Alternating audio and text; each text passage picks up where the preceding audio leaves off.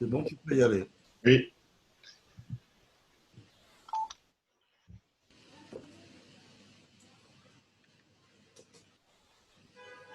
bonjour à tous, chers amis. Nous sommes à cette veille de Shabbat. Shabbat important. Shabbat Nassau. Shabbat dans lequel on va lire cette paracha que nous attendons depuis 2 semaines en dehors d'Israël, puisque du fait que Shabbat dernier c'était Shavuot, on n'a pas pu lire cette paracha qui est la plus longue de toute la Torah. Et comme on a parlé longuement dans les différents cours cette semaine, on peut revoir sur l'application ETORH les différents cours qu'on a donnés sur le sens de cette paracha en rapport avec les sacrifices. Le sacrifice qui était donné par les chefs de tribu, un long cours qu'on a parlé hier, sur apparemment la misquennerie, le fait que chacun des chefs de tribu a cherché à donner seulement une demi-charrette litière, alors qu'ils auraient pu donner beaucoup plus. On a expliqué longuement le rapport qu'il y a avec le jour du 12 Sivan, qui était le jour où c'est fini l'inauguration du temple. Et longuement l'explication que Rabbi donna en 1982 et en 1978 sur l'importance de l'effort de chacun d'agir sans jamais lésigner sur aucun effort et de faire le maximum de soi-même. Le maximum de soi-même dans tous les niveaux, à tel point que l'exemple que Rabbi donna, c'était que même quelqu'un qui a travaillé et qui a appris pendant 23 heures et 59 minutes, s'il lui reste encore une minute, tu pourrais se dire, je pourrais passer cette minute sans but, sans sens, en juste laissant passer cette minute écoulée.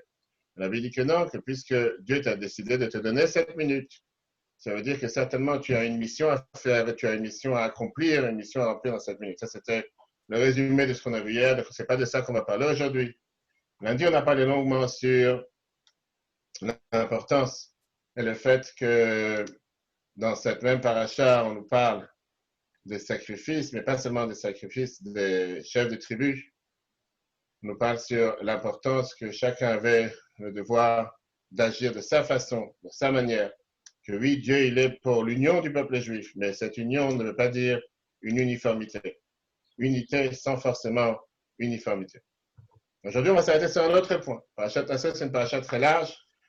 Comme dit, la paracha la plus longue de toute la Torah. On a parlé longuement cette semaine sur le fait qu'on a 89 versets qui répètent exactement les mêmes phrases et qui répètent exactement le même sacrifice. Et c'est justement sur ça qu'on va s'arrêter aujourd'hui avec un sacrifice. Un sacrifice particulier qui était le sacrifice de la tribu d'Ephraïm. Mais avant de rentrer dans les détails d'Ephraïm, le thème qu'on a donné au cours aujourd'hui, c'était comment un individu représente une communauté tout entière. Comment se fait-il qu'Ephraïm ne pouvait pas amener un sacrifice le jour de Shabbat? Et qu'on a remarqué encore une fois dans le monde cette semaine, comment parfois un seul individu peut avoir un impact sur la planète entière, que ce soit depuis 3 mois avec un individu en Chine, ou que ce soit un individu à Minnesota, mais surtout l'enseignement qu'on va prendre aujourd'hui, basé sur un merveilleux discours que Rabbi a prononcé en 1969, après qu'il y a eu le lancement de Apollo 8 sur l'espace, le premier vaisseau spatial avec l'équipage qui a quitté l'orbite terrestre et était le premier à atteindre la Lune et s'y mettre en orbite le 25 décembre 1968, et c'était le Shabbat Vayigash 1969.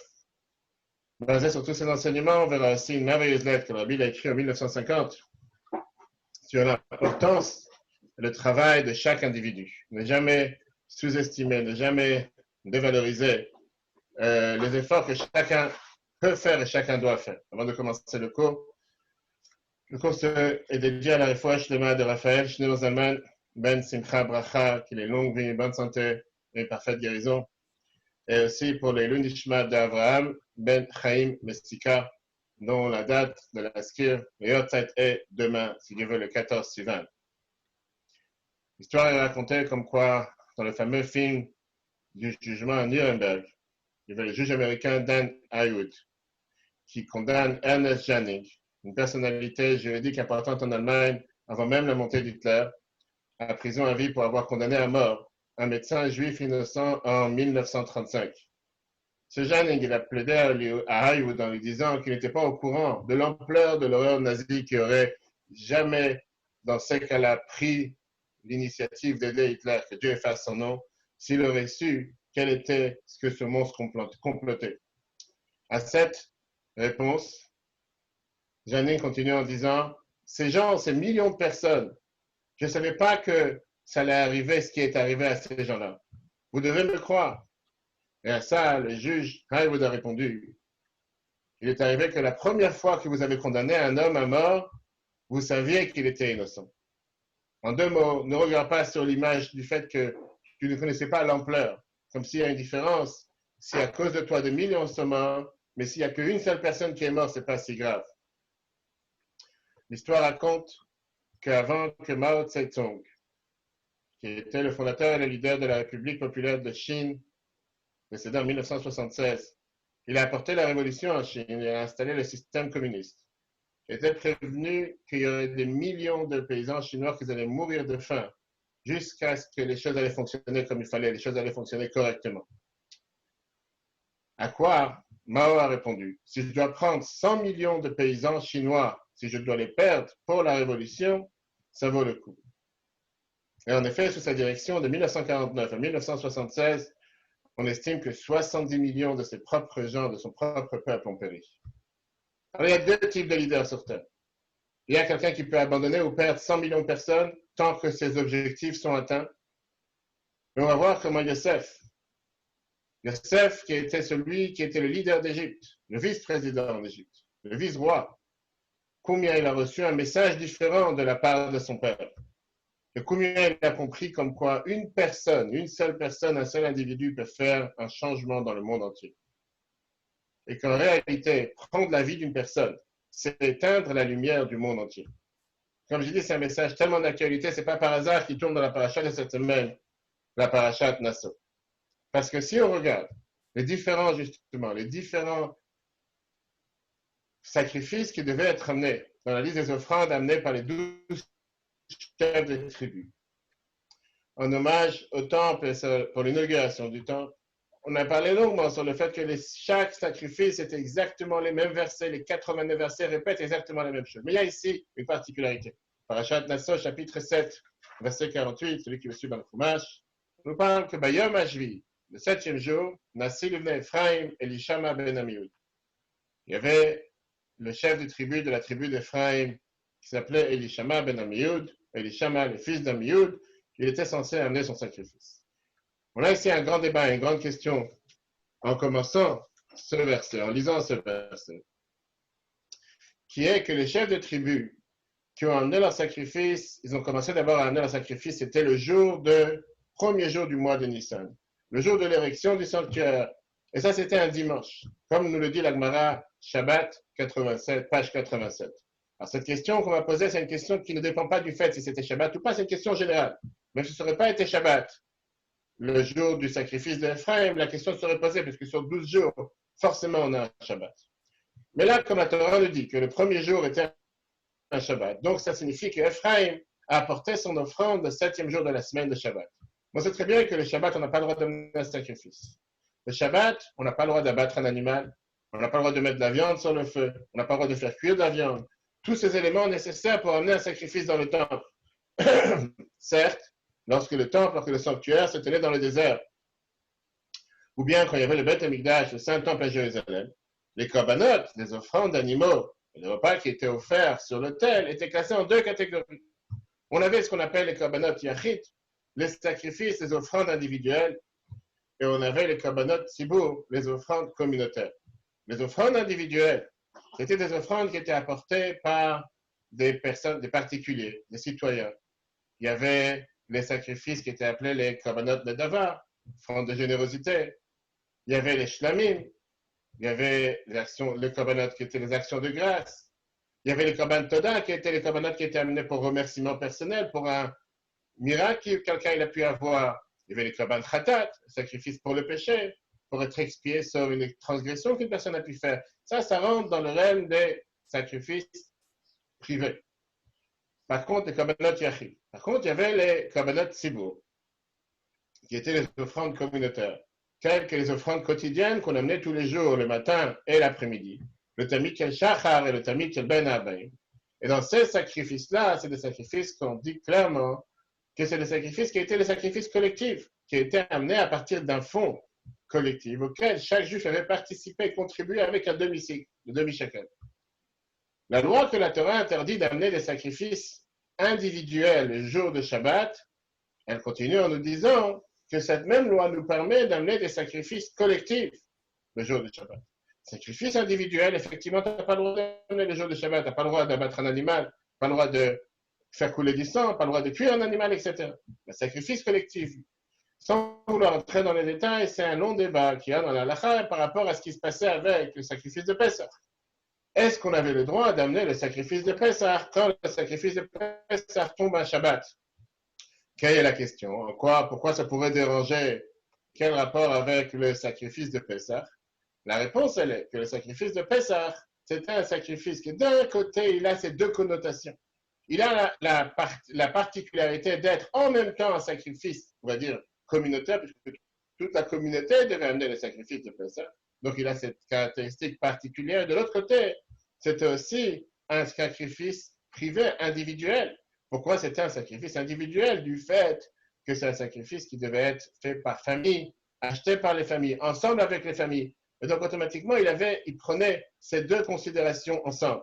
Et donc, le débat est, puisque la Torah t'interdit d'amener un sacrifice privé, particulier, le jour de Shabbat, mais la Torah te permet et t'ordonne d'amener un sacrifice communautaire le jour de Shabbat, est-ce qu'on doit regarder le sacrifice de Pessah comme un sacrifice individuel et automatiquement il serait interdit de l'amener le jour où Pessah tombe Shabbat, ou bien sacrifice de Pessah, Manu Pascal, on pourra l'amener le sacrifice le jour de Shabbat, puisque le fait qu'on a le devoir de le faire, le fait que la Torah nous permet d'amener un sacrifice communautaire le jour de Shabbat, surpasse le fait qu'on n'a pas le droit d'amener un sacrifice Shabbat parce que c'est un jour de repos.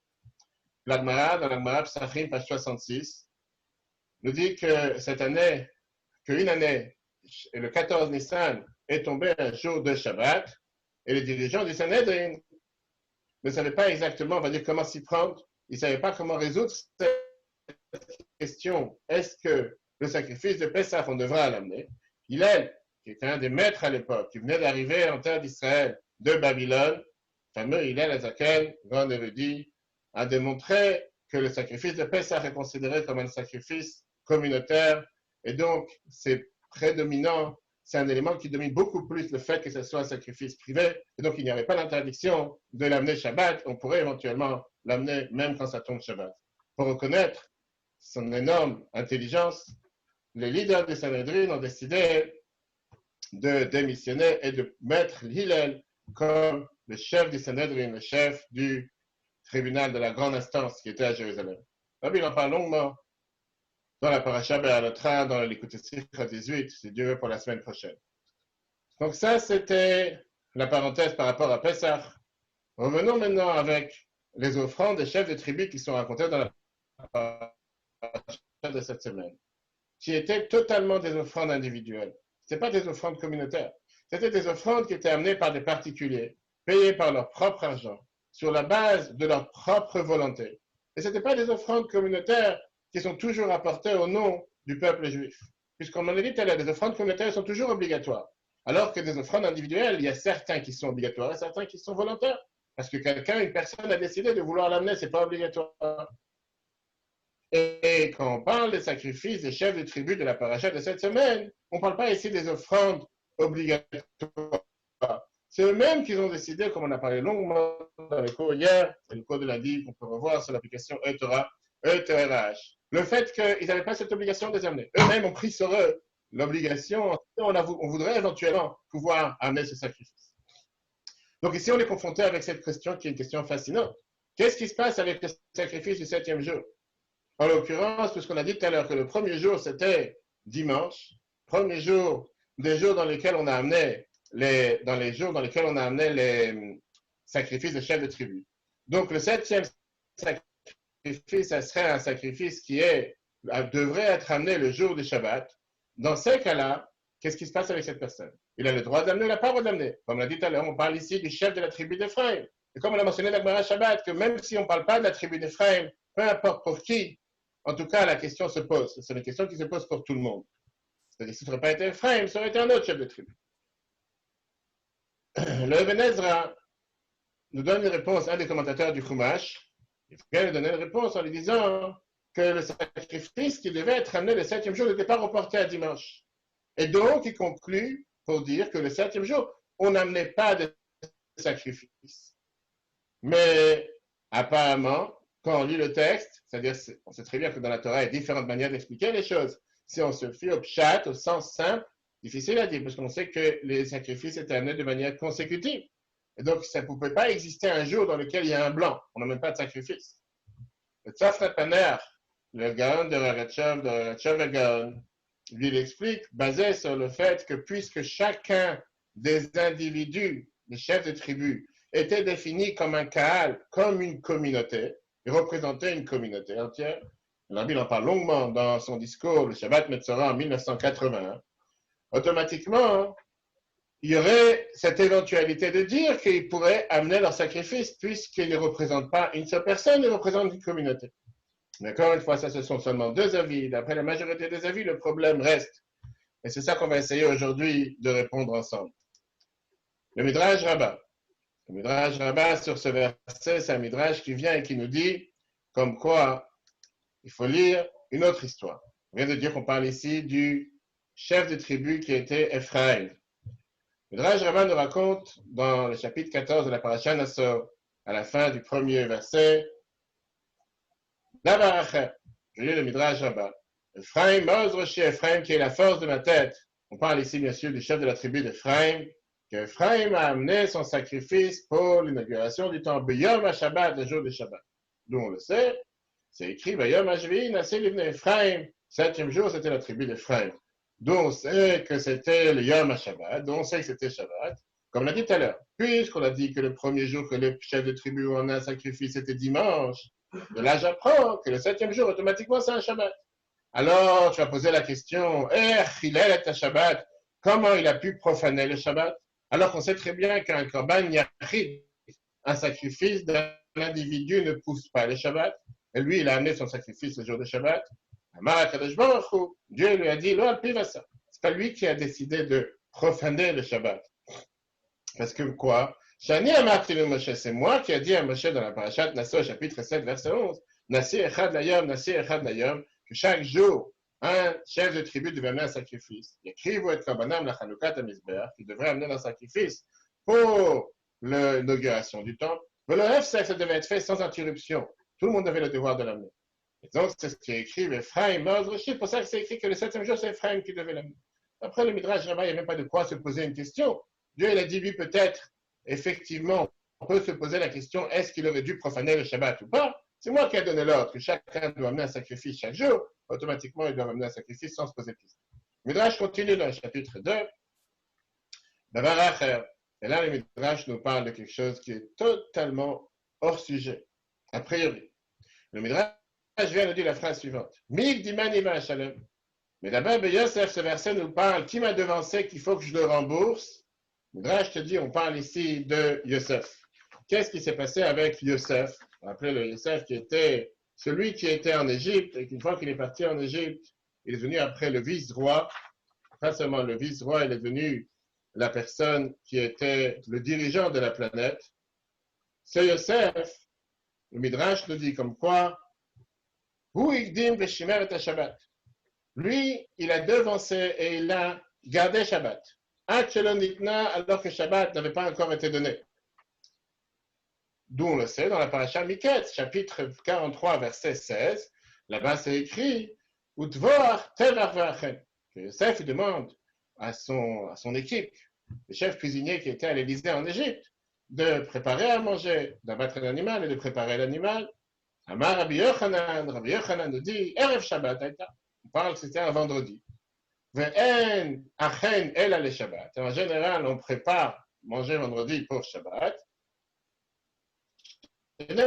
Comme c'est écrit dans la paracha Beshalach, chapitre 16, verset 5, voici le sixième jour, ils vont préparer à manger pour Shabbat. On parle de la manne, bien sûr. On n'avait pas le droit de récolter la manne le jour de vendredi et le jour de samedi séparément, mais on récoltait, on récupérait la manne de vendredi une double portion.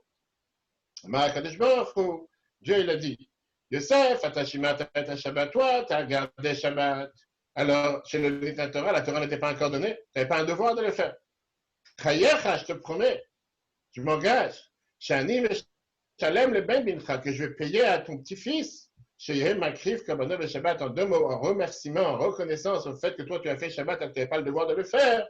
Moi, je m'engage à faire en sorte que ton petit-fils, lui, va pouvoir aussi amener son sacrifice le jour du Shabbat. Macha'en Yachid Makrif, ce qu'en général, un individu n'a pas le droit de faire. Comme on l'a dit tout à l'heure, un individu ne pouvait pas le faire, ne doit pas le faire, n'a pas le droit d'amener un sacrifice le jour du Shabbat pour un sacrifice individuel. Voilà, il est quand même comme un et moi, je vais amener, je vais accepter son sacrifice avec grande grâce, avec grande volonté. Comme c'est écrit, mais il va Shalem, et d'où on le sait qu'est-ce qui s'est passé dans la réalité, le Midrash termine, puisque c'est écrit, Bayom Ashvi, Nasi Livne Ephraim. Puisque c'est écrit le 7e jour, c'était le sacrifice d'Ephraim, par quoi on a commencé le cours aujourd'hui. Voilà la réponse du Midrash, qui est une réponse magnifique. Le Midrash te donne ici apparemment une réponse intrigante, voire, même si elle est énigmatique, mais il y a quelque chose qui ne va pas ici. Ephraim était le fils de Yosef, ça on le sait. Yosef a eu 2 enfants, Ephraim et Menachem. La tribu d'Ephraim portait sur les gènes de l'héritage de Yosef. Lorsque les frères de Yosef sont venus en Égypte pour obtenir de la nourriture, voir comment Yosef il dit à son gardien, à celui qui était le chef cuisinier, prépare à manger, etc. Et les sages comprennent et déduisent que c'était le jour de Shabbat. Et Rabbi Yochanan te dit, puisque c'était vendredi, et Yosef, il a préparé avant Shabbat, donc il a fait Shabbat avant même d'avoir reçu la Torah. Dieu lui dit, puisque toi tu as fait Shabbat, tu n'avais pas le devoir de le faire. Pour ça, des générations plus tard, ton petit-fils, moi je lui ai laissé la permission de pouvoir amener un sacrifice le jour du Shabbat. La vérité, quel rapport? C'est tellement étrange.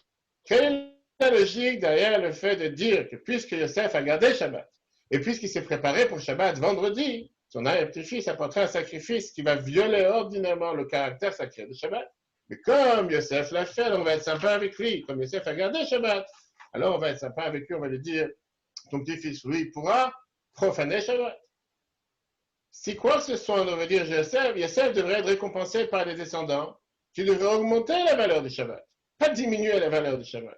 Là, apparemment, c'est comme si une récompense à l'envers. Je lui ai dit, puisque toi, tu as décidé de faire Shabbat, alors tu n'avais pas le devoir de le faire.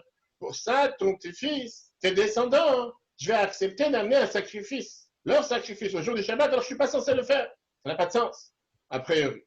De plus, on sait très bien ce que nos sages nous disent, que tous les patriarches ont fait Shabbat avant même qu'on l'a reçu. L'Agmara Yoma, page 28b, ainsi que de la fin du Kiddushin, c'est que les patriarches ont respecté la Torah avant qu'on l'a reçu. Donc, quel était le caractère unique de Yosef? En quoi Yosef était différent mieux des autres, comme s'il a fait un exploit, il a fait quelque chose de magique, majestueux par ça qu'il a amené un sacrifice le jour, par ça qu'il a préparé à manger la veille de Shabbat. Il a gardé Shabbat en Égypte. Il n'a rien fait de spécial, ses parents ont fait exactement la même chose. Bien sûr qu'on n'a pas fait Shabbat à l'époque de la manière comme nous on le fait, après qu'on a reçu la Torah la semaine dernière, il y avait 3332 ans. Yosef n'était pas quelque chose d'extraordinaire. Un merveilleux discours que le Rabbi prononça le Shabbat Metzora en 1981 et le 19 Kislev en 5721 en décembre 1960. Un merveilleux discours dans lequel le Rabbi nous explique quelle était la particularité de Yosef. Quelle était sa particularité pour laquelle la Torah nous permet de son petit-fils, Ephraim, d'amener un sacrifice Shabbat dans le temple, alors qu'en règle générale, on n'a pas le droit, en tant qu'un sacrifice d'un individu, Kabbanot Yachid, d'être amené le jour de Shabbat. Et comme on l'a dit tout à l'heure, on rappelle avec ce qui s'est passé avec Apollo 8 en 1969, n'est-ce pas par hasard que la semaine dernière, quand il y a eu le décollage de la SpaceX aux États-Unis, qui était le décollage pour la première fois d'une société privée, l'envol de la fusée SpaceX, que le président américain l'a comparé justement à l'Apollo 8, la première fois qu'il y a eu cette navette spatiale qui a atterri à côté de la Lune, autour de la Lune en 1969. D'abord, rappelons-nous qui était Yosef. Essayons de comprendre quel est le caractère, l'histoire fatidique de Yosef, le caractère unique de son observation de Shabbat en Égypte. Et comme le Midrash nous dit, c'est la raison pour laquelle Dieu a permis à son petit-fils d'amener le sacrifice le jour de Shabbat, alors qu'il n'était pas, au départ, il n'aurait pas dû le faire. Yosef d'abord était quelqu'un d'extrêmement beau. Ça, je vous dis, c'est écrit dans la Torah. Il fait Torah, il fait Maré, c'était un enfant qui était énormément bon. Et il a tiré l'imagination lubrique de la femme de son maître. Elle essayait désespérément de l'engager dans une relation, mais il refuse sans arrêt. Arrive ce jour fatidique dans la Torah, quand la Torah nous raconte. Une fois Yosef, il est entré dans la maison pour faire son travail, et qu'aucun membre du personnel n'était à l'intérieur. Et là, elle a attrapé par son habit, et elle a supplié de dormir, de se coucher avec lui. Il s'est enfui d'elle, il a laissé son habit dans ses mains, et il s'est enfui dehors. Comme c'est écrit dans le Chumash Bereshit, dans Genèse, chapitre 39, versets 11 et 12. Vient le Midrash Rabbah, dans Bereshit, chapitre 87, verset 7, ainsi que dans le Tantruma, ainsi que dans le Zohar de Vayechi, page 222a, et aussi dans la Gemara Sota, page 36b, qui est ramené aussi dans Rashi. Et nous explique quel est le sens, qu'est-ce que ça veut dire que Yosef est arrivé ce jour-là pour faire son travail et qu'aucun membre du ménage était à l'intérieur. Quel type de travail Yosef est venu faire? Le Midrash nous dit que le travail que Yosef était devenu faire, c'était qu'il était devenu céder aux avances de la femme de son maître. Après tous ces appels incessants, Yosef a finalement succombé.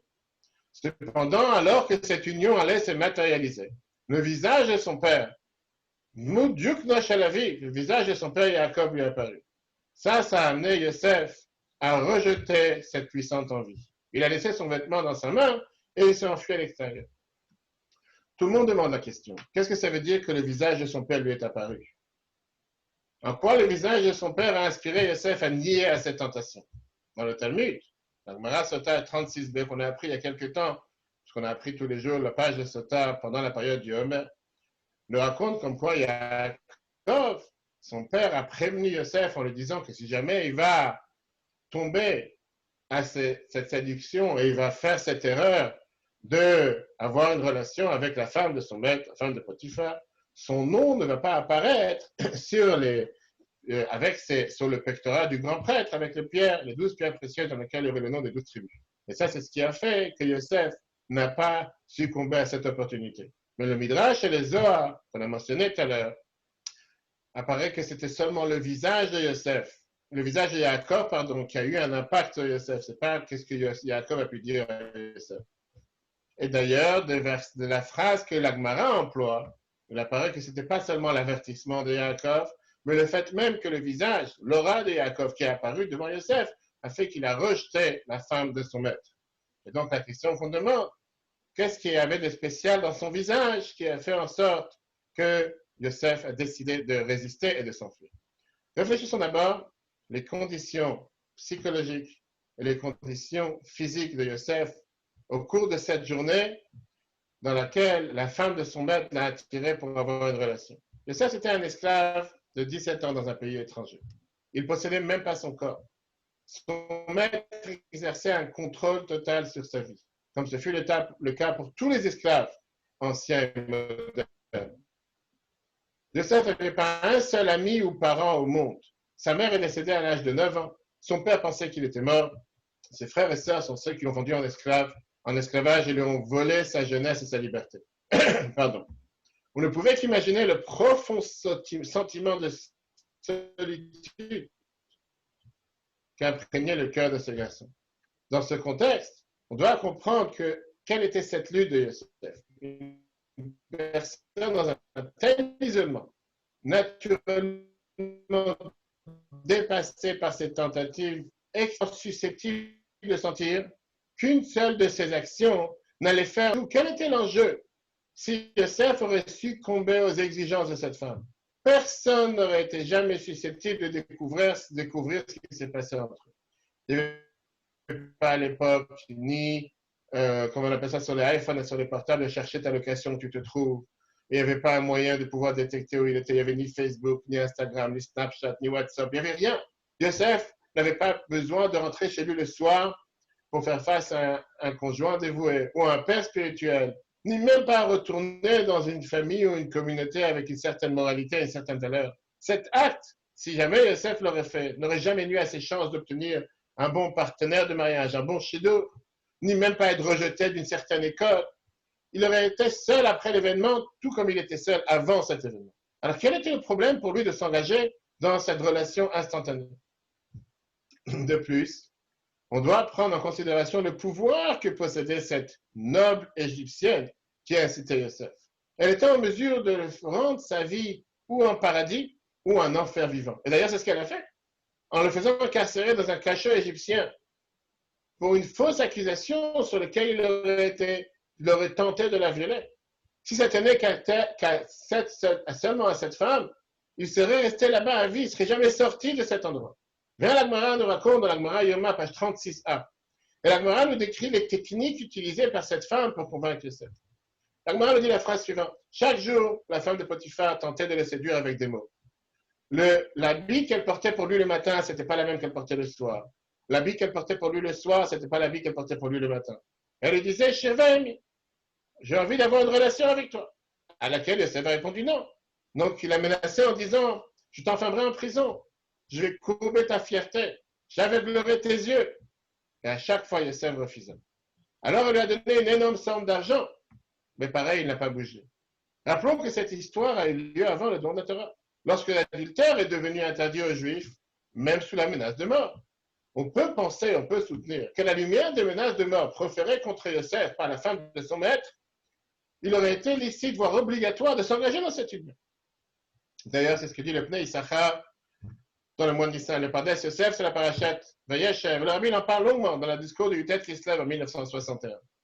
Alors, quel était le secret moral, le secret de cette rétention, du fait que Yosef a eu cette force, ce courage? Qu'est-ce qui a permis à un esclave solitaire et fragile de rejeter une tentation aussi impressionnante? Or qu'on aurait pu trouver des raisons pourquoi, halachiquement parlant, il avait le droit de le faire. On a dit tout à l'heure que le visage de Yosef, le visage de Yaakov, lui a été apparu. Ça, c'est ce qui a donné à Yosef cet extraordinaire courage, cette impulsion face à ce visage et de rejeter catégoriquement cet attrait à cette noble femme. Mais pourquoi? Yaakov, son père, vivait à des kilomètres, il n'était pas dans la pièce, il n'était pas en train de regarder en caméra cachée. Il était même en train d'ignorer que son fils était vivant. Quelle était la magie de sa physionomie? L'Agmara Baba Metzia, page 84a, ainsi que l'Agmara Baba Batra, page 58a. Dans le Tanya, l'Admour Azaken, dans les Yigret, à Code, chapitre 7, nous rappelle en nous disant que le Talmud présente ici une tradition sur laquelle la beauté de Yaakov reflète la beauté de Adam Arishon. Adam Arishon qui était le premier être humain qui a été formé par Dieu lui-même. Yetzir capable chez la Kadosh Baruch Hu. On s'écrit dans l'Agmara. Quand Yosef, il a vu le visage de Yaakov, en vérité, il voyait le visage d'Adam, le visage d'Adam. Qui était Adam? Adam, comme nous le savons, était chargé par Dieu de ne pas manger le fruit de l'arbre de la connaissance. C'est la seule chose que Dieu lui a interdit. Tout le reste était permis. Et automatiquement, sa désobéissance à cette directive a changé à jamais le cours de l'histoire, pas seulement humaine, mais l'histoire mondiale. On s'est écrit dans le Chumash Bereshit, chapitre 3, versets 16 à 24, l'Agmara Eruvin, la page 100b, dans l'écoute Torah, l'Agmara Zakel le ramène. Dans la Kabbale, tout le monde nous explique comme quoi que oui, cette erreur qui a été faite avec l'arbre de la connaissance, on en subit les conséquences jusqu'à aujourd'hui. Ce que cela signifie, c'est qu'il y a quelque chose dans ce monde que, en règle générale, une personne a été coupable, fautif, fait en sorte que ça tombe, bien qu'il a fait apparemment quelque chose qui était totalement insignifiant. Simplement en mangeant un seul fruit d'un seul arbre, cet acte minuscule vibre encore à travers la conscience de l'humanité jusqu'à ce jour. Pourquoi? Parce que chaque être humain fait partie de la fibre dans laquelle le ciel et la terre sont entrelacés. Bijouilé Nivra, page 37a, que chaque personne a la responsabilité de dire que pour moi, le monde entier a été créé. Ce qui signifie, c'est qu'il y a quelque chose dans ce monde que seulement moi je peux le réparer, seulement moi je peux le changer, personne d'autre. Quand je dis moi, mais si on parle de chacun d'entre nous. Le rêve que Dieu il avait n'était pas d'être seul, mais d'avoir l'humanité comme partenaire dans la tâche qui continue à guérir le monde. Comme on va dire ce soir dans les Kiddush, juste avant Shabbat, Yom HaShishi, la Asot, le Taken, Asher Bara Elohim, la Asot, que Dieu l'a créé pour le faire. Qu'est-ce que ça veut dire pour le faire? Pour le réparer. Pour tout ce que nous faisons, nous avons le devoir de se mettre, comme Rambam nous dit, que ou une action que nous faisons peut avancer la rédemption, ou peut repousser la rédemption. Asa mitzvah achat, si quelqu'un il a fait une seule bonne action, il a changé la donne, il a fait en sorte de changer la balance sur laquelle le monde se tient, et il peut amener au monde un sauvetage international, un sauvetage mondial. Il y a quelque chose d'éternel qui est en jeu dans chaque décision, chaque mot, chaque acte qui est accompli par chaque homme, chaque femme et chaque enfant.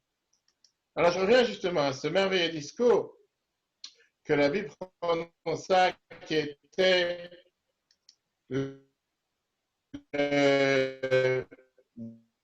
lors de l'atterrissage avec l'équipage a quitté l'orbite terrestre basse, c'est le premier à atteindre la Lune. Il a quitté la planète le 24 décembre. Pardon, la désorbitation lunaire était le 25 décembre, le lancement était le 21 décembre. 4 jours après, en 1969. C'était le 28 décembre 68, en 5729. Alors, il parle dans la synagogue, Shabbat, et justement, ce n'était pas un Shabbat Vayigash, ce n'était pas un Shabbat où il aurait dû avoir un Fabring, une audience chassidique, comme Rabbi avait l'habitude de faire en général à l'époque, une fois par mois, le Shabbat qui précède un nouveau mois. Mais là, Rabbi dit qu'une des causes pourquoi il y a un Fabring, pourquoi il y a une réunion chassidique ce Shabbat, parce qu'hier, il s'est passé quelque chose qui ne s'est pas passé dans l'histoire humaine. Il y a eu cette navette spatiale, la première qui s'est rapprochée de la Lune, qui a tourné autour de la Lune, qui a filmé le côté éclairé de la Lune, le côté sombre, qui retournait en paix, qui est revenu sur la Terre, atterri sur la Terre au moment où tout a été prévu exactement comme on l'a planifié depuis le départ. Rabbi, dans son discours merveilleux, il nous dit que le Baal Shem Tov nous apprend que chaque personne, chaque chose que tu vois ou tu entends, il y a un enseignement pour le service de Dieu. Cet événement, c'est un événement majeur qui apprend pour chacun d'entre nous quelle est notre mission sur Terre. Rabbi rappelle comme quoi 24 heures avant la fin de cet envolée spatial, ce voyage spatial, il y a eu un autre événement. Il y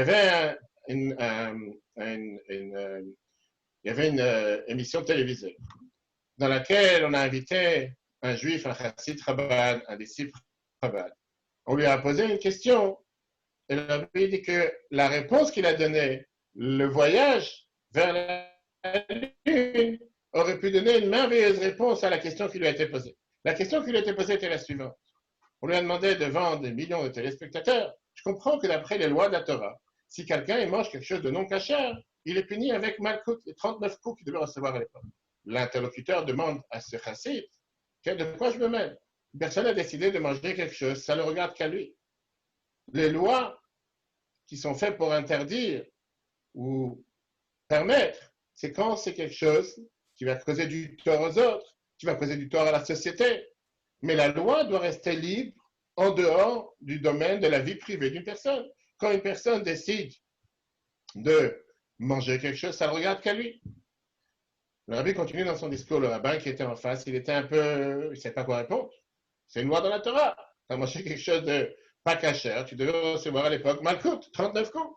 Comment il va expliquer à une chambre, dans un endroit sur la télévision avec des gens qui ont des jeunes, on parle ici dans les années après la Révolution 68, c'est après la Révolution des hippies, plein de jeunes qui ont été éduqués dans l'Amérique moderne, dans l'Amérique libre, le fait que tu as fait quelque chose qui ne fait du mal à personne, quelque chose de personnel, tu as mangé à manger.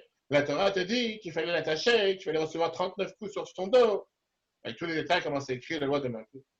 Après réflexion, il répond une réponse comme si, on va dire, politiquement correcte pour se défendre en public, en disant qu'on sait très bien qu'avant d'être puni, il fallait d'abord avoir un avertissement par 2 témoins. Il fallait que ces témoins viennent et avertissent la personne sur la punition qu'il risque d'avoir. Après, il fallait que la personne commette l'interdiction quelques secondes dans un laps de temps très court après avoir reçu l'avertissement. Et donc, si on met tous ces cas de figure qui sont tellement de points, on va dire de circonstances atténuantes, c'est presque jamais arrivé qu'une personne a reçu des coups pour une telle et telle situation. Et donc, la punition qui est mentionnée dans la Torah, c'est une procédure de punition qui a été mise en place. Ça, c'est la réponse qu'il a donnée. Rabbi continue en disant, bien sûr, que ce qu'il a dit, c'est vrai, mais il n'a pas répondu à la question.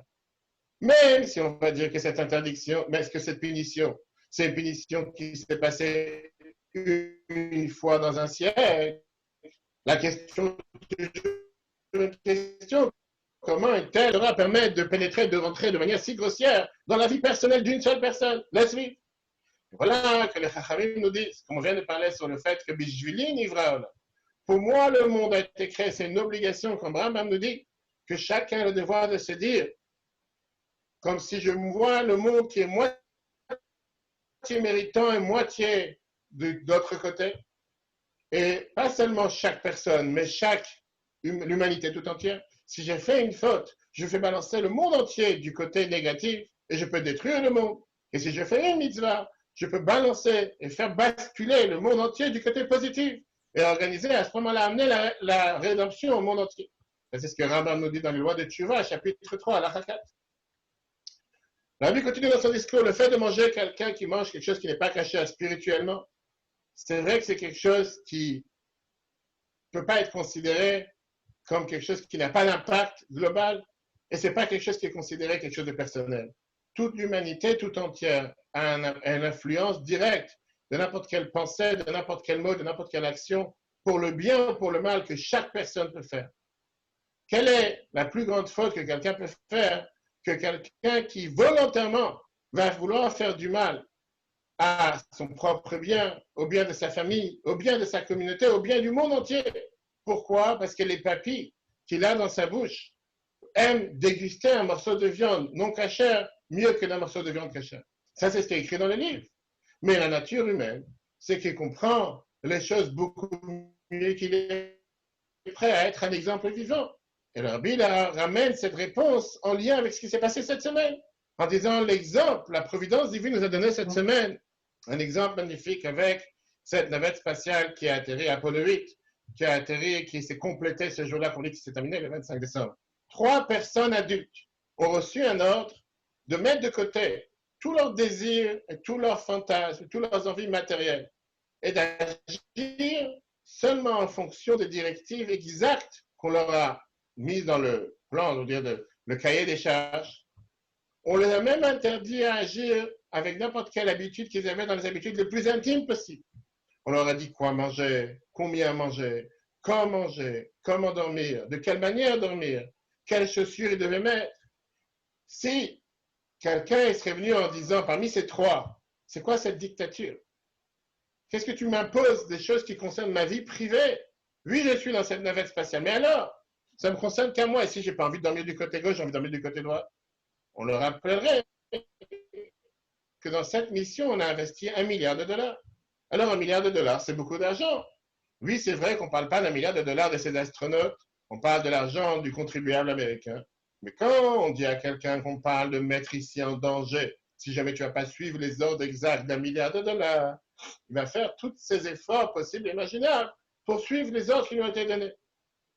Ah, il ne comprend absolument pas comment ces ordres sont en rapport avec la réussite de cette mission, parce que cette mission, c'est une mission qui a été préparée pendant des mois et des années par des scientifiques, avec des années de recherche. Mais il va croire à ce qu'il leur a demandé de faire, parce que même si ça rentre et ça vient pénétrer à l'intérieur de sa vie la plus intime et la plus privée, il sait que ça a un impact, un dégât collatéral qu'il peut avoir sans fin. Si c'est comme ça, la vitamine avec cette question, si c'est comme ça, si c'est risque de mettre en danger, ce n'est pas seulement un projet scientifique qui coûte $1 milliard, mais mettre en danger l'humanité tout entière spirituellement. Je pense qu'une personne ne va pas vouloir agir de la sorte, de pouvoir faire en sorte de protéger la planète.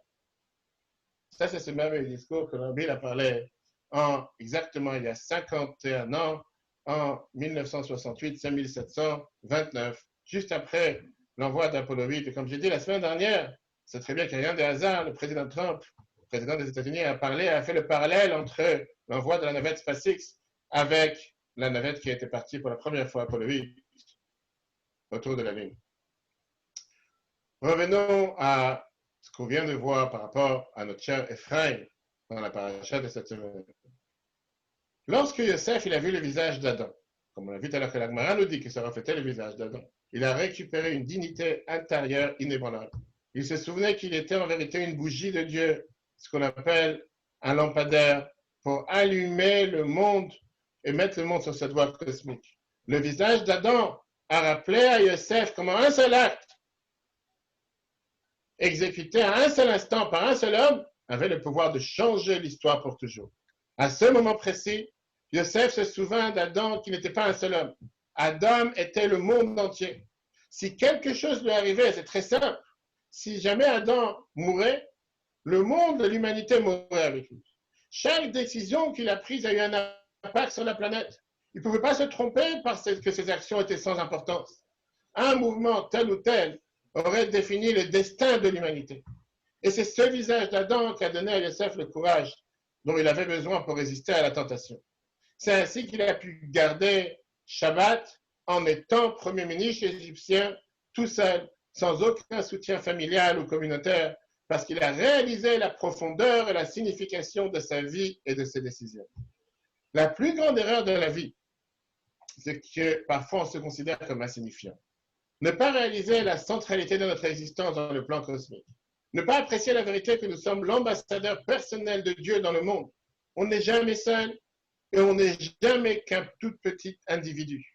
Dans les mots du beau-père du rabbi, le rabbi précédent, le 6e rabbi de Chabad, décédé en 1950, qui son nom était aussi Yosef, au passage, il écrit, comme le rabbi nous ramène dans une lettre merveilleuse lettre qui a été écrite en mois de Nissan 1950, que chaque individu, en réalité, c'est une communauté. Parce qu'il a la force de faire une communauté, de faire vivre une communauté et de créer une communauté. Faut-il une meilleure preuve que l'histoire de Yosef? Voilà un homme, un seul homme, qui a eu le courage de sauver le monde entier de la famine. Il y avait une fois Marianne Williamson a fait une remarque sur le sujet qui sont devenues très célèbres en disant « Notre peur la plus profonde n'est pas que nous soyons inadéquats. Notre peur la plus profonde, c'est que nous sommes puissants au-delà de toute mesure.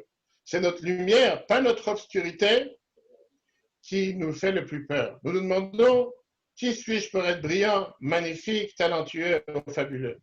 Et en fait, la question qu'on doit se demander, c'est qui nous ne sommes pas. Nous sommes chacun d'entre nous un enfant de Dieu. Le devoir que Dieu a donné à la mission à chacun d'entre nous, c'est de changer la planète. Il n'y a rien d'éclairé à ce propos de rétrécissement pour que les autres se sentent en danger autour de nous. Nous sommes tous conçus pour briller, comme font les enfants. Nous sommes nés pour manifester cette gloire de Dieu qui est en nous. Ce n'est pas seulement chez certains d'entre nous, mais c'est chez chacun d'entre nous. Il n'y a pas une personne sur Terre qui est en trop. Il n'y a pas une personne sur Terre qui n'a pas sa mission. Et lorsqu'on laisse notre propre lumière briller, de faire autant. Alors que nous sommes libérés de notre propre peur, notre présence libère automatiquement les autres. Regardez cette merveilleuse histoire. Le Rav David Lapin, d'Afrique du Sud, a partagé cette histoire à plusieurs reprises. Il dit, quand je suis venu rentrer dans le rabbinat en Afrique du Sud, je me suis inquiété de conserver mon indépendance intellectuelle, quelque chose que je suis farouchement protecteur, tout en servant rabbin de communauté au gré du conseil d'administration d'une synagogue. Par conséquent, je pensais que je devais également obtenir une source de revenus indépendante. J'ai donc commencé par travailler pour une société internationale de négoce de matières premières. Et puis, j'ai fondé la société de conseil en leadership que je dirige actuellement. À peu près à cette époque, une opportunité s'est présentée de rejoindre une société de négociants en matières premières à Johannesburg. Et c'est ce que j'ai fait. Mais je n'étais pas sûr d'être sur la bonne voie. Est-ce que j'ai raison de partager mon temps entre mes affaires et mes devoirs rabbiniques? Il me semblait que j'avais deux emplois à temps plein et que ma famille allait payer un prix très fort. Il y a un moment où j'ai senti que j'avais besoin de l'avis de quelqu'un beaucoup plus sage que moi, quelqu'un qui avait une perspective globale, qui embrassait la modernité, l'histoire, l'avenir. J'ai décidé de demander l'avis au Rabbi Lubavitch. En 1967, je suis venu à New York, mais je m'étais rendu compte, en arrivant, que pour voir le Rabbi, il fallait prendre rendez-vous plusieurs mois en avance. Et au début, j'étais refoulé. J'ai écrit une lettre dans laquelle j'ai fait valoir que mes questions avaient un impact sur la communauté juive dans son ensemble. Et donc, j'ai insisté pour pouvoir être reçu. Il m'a invité en me disant d'attendre qu'il ait terminé les rendez-vous qui étaient fixés pour la nuit et qu'il prendrait le temps de me voir. Je n'oublierai jamais cette rencontre avec le Rabbi, raconte le Rav Lapin d'Afrique du Sud. Je me souviens qu'il s'est levé de sa chaise lorsque ma femme et moi on est entrés. Il nous a salués, il nous a insisté pour qu'on s'asseye dans son bureau. À ce moment, j'ai réalisé qu'on allait avoir une vraie conversation, pas seulement une rencontre symbolique. En effet, la rencontre qui a duré 15 minutes, pendant laquelle j'ai senti qu'il regardait en moi et communiquait avec moi à un niveau qui transcende l'esprit, allant droit au cœur, à l'essence de l'être. Je ressentais une telle gentillesse, une telle chaleur. Tout à coup, j'étais en présence d'un grand homme, d'un génie intellectuel, d'un chef du peuple juif, mais aussi d'un grand père qui se souciait de moi. Bref, ce fut une expérience incroyable. Je lui ai demandé quelles étaient mes responsabilités et les limites que je ressentais, ce qui me semblait totalement écrasant. Comment pourrais-je tout gérer? Et à quoi je dois renoncer? Mon entreprise, mon enseignement de la Torah, où je dois diriger mes énergies? Il m'a répondu que je ne devais rien abandonner. Il a me dit en disant, continue à travailler dans les affaires tout en enseignant la Torah. Je ne me souviens pas de ces mots exacts, mais l'essentiel était que mon activité commerciale augmentait ma capacité à rapprocher les gens en judaïsme. Ma profession a accru mon influence et a été un véhicule de Kiddush Hashem, sanctification du nom de Dieu. Il a souligné que j'aurais un plus grand impact si j'étais impliqué à la fois dans les affaires et dans la Torah. J'étais encore très jeune. Je ne pouvais pas imaginer comment continuer à faire les deux. Alors j'ai éclaté devant le rabbi en disant, je ne pense pas que ce soit réaliste. Je suis déjà là. Je me sens très humble et très honoré que vous parlez de cette façon. Mais c'est tout simplement pas réaliste. Je me souviens clairement de la réponse qu'il m'a donnée à mon élan. Il m'a dit la chose suivante. Je vais vous dire quelle est votre difficulté. Vous pensez que l'interaction humaine est comme une réaction chimique. Mais ce n'est pas le cas. Dans une réaction chimique, il y a deux éléments qui interagissent l'un avec l'autre. Et il résulte en un troisième composé. Mais les gens, les humains, ne sont pas des produits chimiques. Lorsque les personnes interagissent, le résultat, c'est une réaction nucléaire. Une réaction nucléaire se produit au cœur, puis elle rayonne de manière sphérique plutôt que linéaire.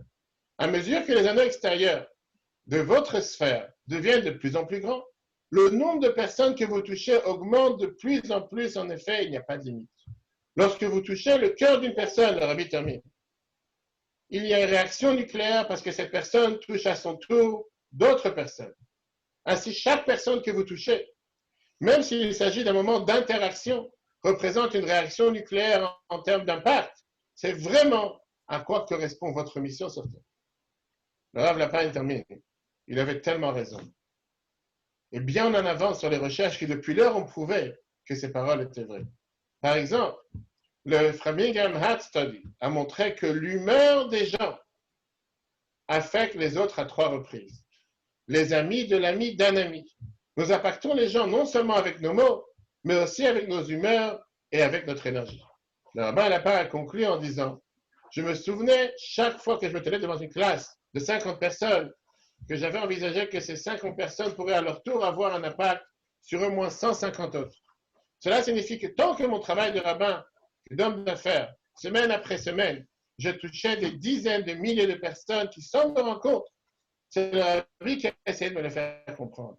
Il parlait de l'énorme quantité de sainteté que j'avais le potentiel pour pouvoir l'amener au monde. J'ai compris en effet qu'il a changé ma mentalité de sainteté, ma mentalité en disant ne sous-estimez pas ce que chaque personne est capable de faire. N'oubliez pas que lorsque vous touchez une personne, vous provoquez une réaction nucléaire. Et ça, c'est quelque chose que je n'ai jamais oublié. Est-ce qu'on a besoin d'un autre exemple en regardant l'histoire du monde les derniers 3 mois, avec ce qui s'est passé d'un côté en Chine, ce qui s'est passé la semaine dernière à Minnesota? Je laisserai chacun arriver avec cette conclusion. Mais revenons d'abord à ce qu'on a vu par rapport à l'offrande publique, la question du départ. Parce qu'avec tout ce qu'on vient d'expliquer, maintenant on va pouvoir comprendre et apprécier les paroles du Midrash, si vous vous rappelez. Le Midrash Rabbah qui nous a donné la réponse. Comment Ephraim a pu amener un sacrifice le jour du Shabbat? En disant, puisque Yosef était celui qui a gardé le Shabbat, alors qu'il n'avait pas le devoir de le faire en Égypte, automatiquement, Dieu l'a récompensé que son petit-fils pourrait amener un sacrifice le jour du Shabbat.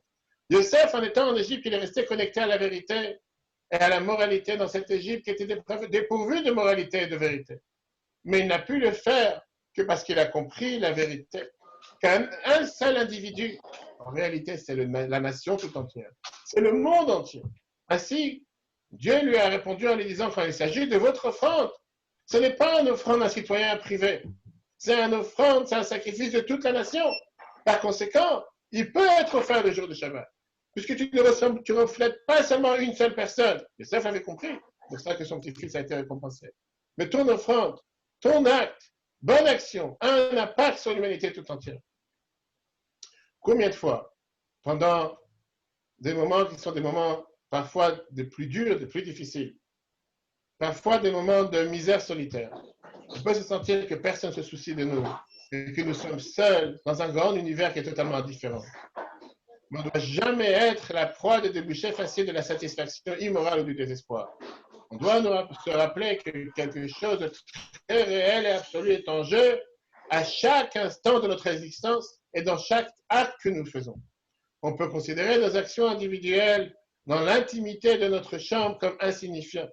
Pourtant, du point de vue du judaïsme, au contraire, ces décisions, c'est des décisions qui créent l'histoire. Si on pouvait seulement ouvrir les yeux, on pouvait voir le visage de notre Père chuchoter à travers les vents silencieux de l'histoire, qu'on n'est pas une créature isolée dans un monde titanesque dont le comportement est sans conséquence. En ce moment même, Dieu il a besoin de chacun d'entre nous pour apporter la rédemption et la délivrance à ce monde. Regardons cette lettre avec laquelle nous allons terminer aujourd'hui, que la Bible a écrit le 10 Nissan 1950. Nos maîtres nous ont enseigné, et le rabbi précédent qui venait de décéder, comme on l'a dit tout à l'heure en 1950, le 10 juin, 3 mois plus tôt, qu'on doit tout faire pour faire du bien, pour faire chercher le bonheur matériel et spirituel, même d'une seule personne avec toute sa force. Combien de gens parfois me demandent ici en Seine-et-Marne, comment tu fais pour faire des kilomètres et des kilomètres pour aller voir une seule femme, un seul homme juif, que ce soit un détenu, que ce soit un patient à l'hôpital, que ce soit une famille isolée, que ça te prend 150 km aller, 150 km retour. Qu'est-ce que tu perds ton temps avec un seul individu? Qu'est-ce que tu perds ton temps avec des gens qui sont totalement isolés sur la planète? Va prendre tes forces, occupe-toi avec des masses. Va faire quelque chose pour 200 personnes, pour 500 personnes. Qu'est-ce que tu mets des efforts pour un seul juif? Dans cette lettre, le rabbi donne la réponse. On ne sait pas qui est ou celui qui aura le plus d'impact et combien ça pourra rejaillir sur les autres. À part le fait que la Torah nous dit que Nefesh Achat Israël, c'est un malais, qu'une seule âme du peuple juif est considérée comme un monde entier. Ça, c'est déjà assez suffisant pour convaincre une personne. Dans ce discours, dans le précédent, le dernier jour de Pessah, 1949, a dit comme quoi chaque individu est en réalité une communauté. Il a la force de faire une communauté, de faire vivre une communauté. Pardon, cela veut dire que même si parmi tes personnes sur lesquelles tu as un impact, il y a une personne que naturellement parlant, il est introverti, il est enfermé que pour lui. En réalité, on ne peut pas savoir si tu as un impact sur cette personne, comment cet impact pourra faire changer d'autres personnes demain et après plus tard. Et on sait très bien ce que l'Agmara Yerushalmi dans Ktuvot nous dit, que la norme de la Torah peut changer la nature d'une personne.